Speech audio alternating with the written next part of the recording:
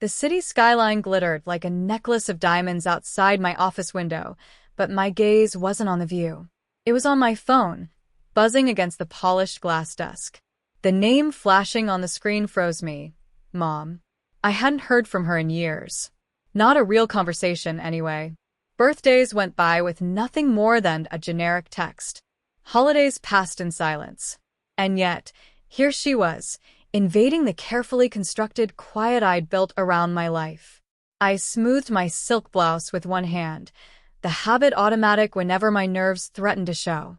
My assistant had just left with a stack of contracts. The faint click of her heels still echoed in my office. To anyone walking by, I looked like a woman in control, CEO of her own company, perfectly composed. But the sight of that name dragged me somewhere else entirely. For a moment, I just let it buzz. The sound was sharp, relentless, like it knew the power it carried. My heart thudded against my ribs.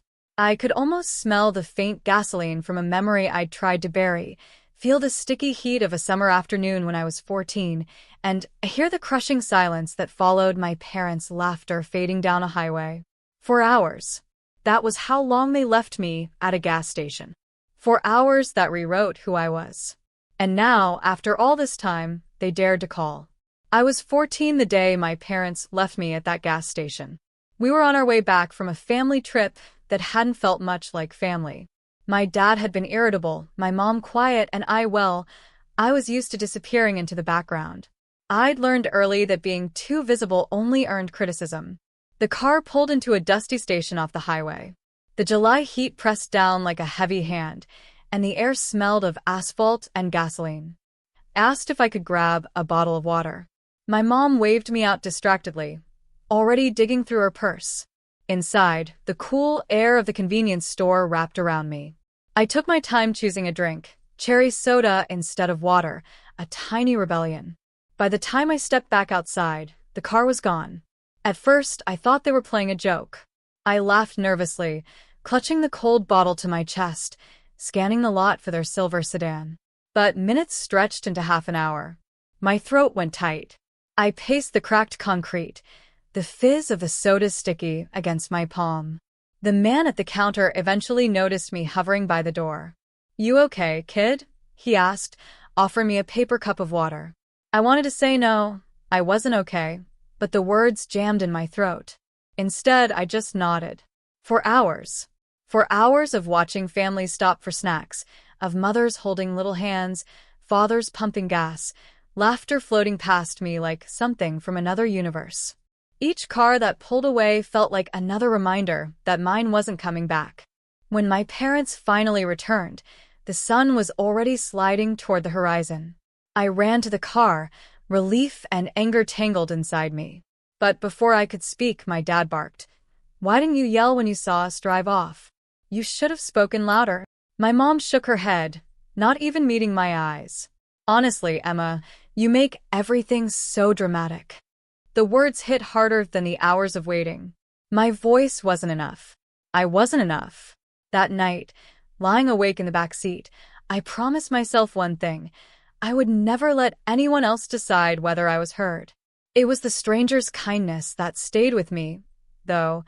The man sliding the paper cup across the counter, telling me softly, "Don't let them silence you, kid. Your voice matters." I clung to those words like a lifeline. Because in that moment, I knew my parents weren't my safety net. I would have to build my own. Leaving home wasn't a dramatic scene. No slammed doors, no screaming matches. Just me, 19 years old, stuffing clothes into a duffel bag while my parents watched TV in the next room, pretending not to notice.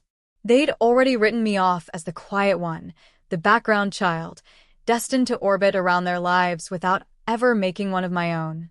But I had other plans. The first years were brutal. I worked double shifts at a diner, refilled coffee for truckers until my wrists ached, and studied at night in a cramped apartment that smelled faintly of mildew. Rent ate up nearly everything. Sometimes dinner was a packet of instant noodles and a stale granola bar. But I kept going, remembering that gas station promise. Never again would I let myself vanish. At 21, I landed an internship at a marketing firm in Chicago. It felt like stepping into another world. Sleek offices, women in tailored suits, men who didn't glance twice at the interns. I was terrified, but I noticed something. The people who rose fastest weren't the loudest. They were the ones who spoke with clarity, with confidence, even if their voices shook. One of the senior partners, a woman named Claire Bennett, saw something in me. She'd built her career in rooms full of men who thought her lipstick was more memorable than her strategy. Maybe that's why she pulled me aside one late evening after I'd stayed to polish a client presentation. "You've got talent, Emma," she said, her voice low but certain. "You think carefully before you speak, and that's rare. Don't confuse volume with value." Her words sank deep. Claire became my mentor, my fiercest advocate. She challenged me, pushed me into meetings I didn't feel ready for, and made sure I presented my own work instead of hiding behind someone else's slides. There were nights I broke down, staring at my reflection in the bathroom mirror, whispering to myself that I could do this. My hands shook as I rehearsed pitches, but slowly, wins began stacking up. My first small victory came when a client chose my campaign idea over the senior team's. I still remember the rush of hearing my slogan repeated around the table, the nods of agreement. It felt like oxygen. From there, momentum built. A raise. Then a promotion. I started saving, little by little, stashing away every dollar until I could afford to take a leap. By 27, I founded my own boutique marketing agency. People told me it was reckless, that I was too young, too inexperienced, too quiet to run a company. But those doubts only fueled me.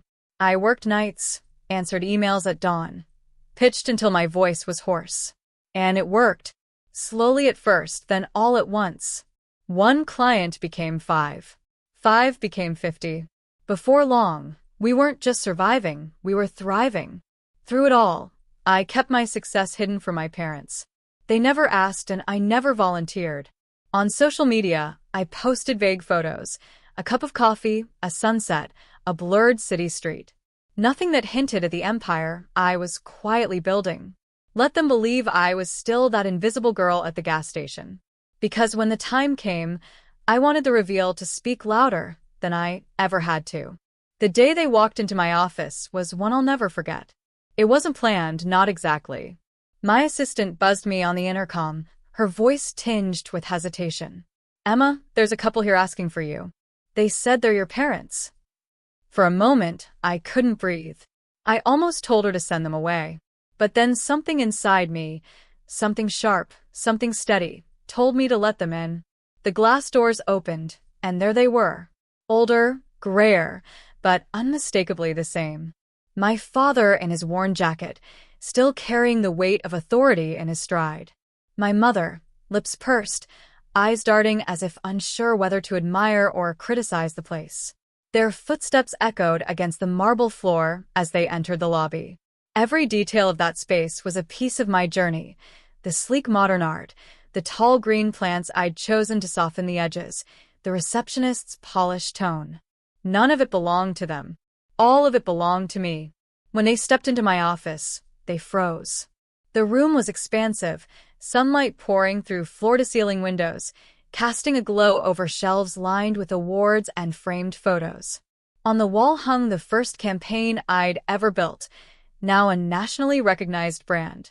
I watched their eyes dart from detail to detail, trying to reconcile the image of the daughter they'd underestimated with the woman standing before them in a tailored navy dress, heels clicking against the hardwood floor. My father was the first to speak. "Emma, this is your office?" His voice cracked ever so slightly. "Yes," I said simply, my tone calm even. "This is my company." My mother blinked, her hand fluttering toward the chair before she sat down. "But how?" "We thought." Her voice trailed off, leaving the unfinished thought heavy in the air. "We thought you wouldn't make it. We thought you'd fail." I let the silence stretch. I'd learned long ago that silence could be more powerful than words. Their discomfort filled the room like a tangible thing. Finally, I leaned forward. "You remember the gas station?" My mother's lips pressed tighter. My father shifted in his seat. Neither answered. I waited 4 hours. I continued, my voice smooth but sharp. And when you came back, you blamed me. You told me I should have spoken louder. I paused, letting the memory hang between us. But I did speak. You just didn't listen. My father's jaw tightened. You didn't mean to leave me? I interrupted, tilting my head. Or you didn't mean to take responsibility? The room went quiet again. Outside, the hum of the city carried faintly through the glass, a reminder of the world I'd built while they weren't looking. I stood, walking to the shelf where a small object sat, a plain paper cup preserved under glass. The very cup from the gas station clerk who'd handed it to me all those years ago. A reminder that kindness could come from strangers when family failed. I built all of this, I said softly, turning back to face them. Every late night, every risk, every moment I wanted to give up but didn't. I didn't need you then. And I don't need you now. My mother's eyes filled with tears, though whether from guilt or pride, I couldn't tell. My father looked down at his hands, the weight of silence pressing on him for once. They had come expecting to find the quiet, invisible girl they'd left behind. Instead, they found me, and for the first time, I wasn't the one struggling to be heard. They sat across from me, smaller somehow, as if the weight of the space itself pressed down on their shoulders. For years, I had imagined this moment, wondered whether I'd rage, whether I'd scream the way my 14-year-old self had wanted to. But sitting there in my own office, with everything I'd built surrounding me, I didn't feel rage. I felt power. And with power came choice. You came here for something, I said finally, folding my hands on the desk. What is it? My father cleared his throat, the sound rough. We've had some struggles. Finances. Your mother thought maybe you could help. The irony almost made me laugh. The man who once told me I was too weak to stand on my own now sat asking for support. I could, I said. Their eyes flickered with hope. Then I added, but not without conditions. My mother leaned forward, voice trembling. Conditions? Yes. If you want my help, things change. Starting with the way you see me. I held their gaze, steady, unflinching. I am not the quiet girl you left at a gas station. I am not your scapegoat. You will acknowledge what you did, and you will stop blaming me for your failures. Silence. My father shifted, clearly uncomfortable, but I pressed on. Second, you will learn to listen. Not just to me, but to each other, to yourselves. You've spent a lifetime silencing people with your pride. That ends here. My mother's hands twisted in her lap. And if we can't, then you won't have me, I said simply. Not my support, not my money, not my presence. I've lived without you before. I can do it again. The firmness in my voice surprised even me. I wasn't pleading, wasn't hoping they would change. I was giving them the opportunity and the responsibility to decide if they wanted a place in my life. And third, I added, leaning back, you will stop pretending that silence equals peace. All it ever did was break me. If you want a relationship with me now, it will be built on honesty. Even if it's messy. Even if it's uncomfortable. They exchanged a look, something raw passing between them. My father's jaw worked, as though he wanted to argue, but no words came. My mother's eyes glistened with tears. I softened, just slightly. I'm not asking for perfection. I'm asking for effort. For change. For you to see me as I am, not as the version you wanted to control. The room held stillness again, but this time it was different. Not the suffocating silence of that gas station parking lot, but a pause filled with possibility. I'll give you time, I said finally, rising to my feet. Think about what kind of parents you want to be now. Because the door is open, but it won't stay open forever. They stood too, uncertainty written all over their faces.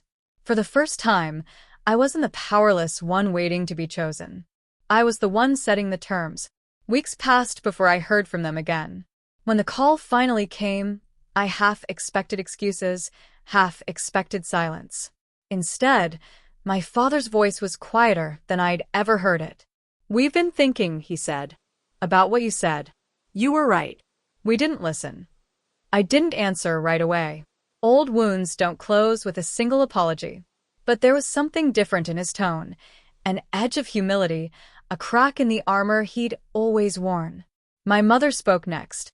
We want to try to do better, if you'll let us. For a long moment, I just sat at my desk, fingers tracing the rim of a coffee cup, staring at the framed paper cup on my shelf.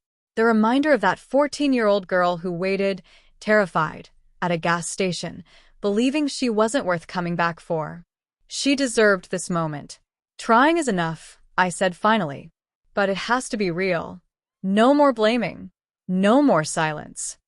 The conversations that followed weren't easy. There were stumbles, awkward pauses, even arguments. But slowly, small changes surfaced. My father asking questions instead of barking orders. My mother listening instead of dismissing.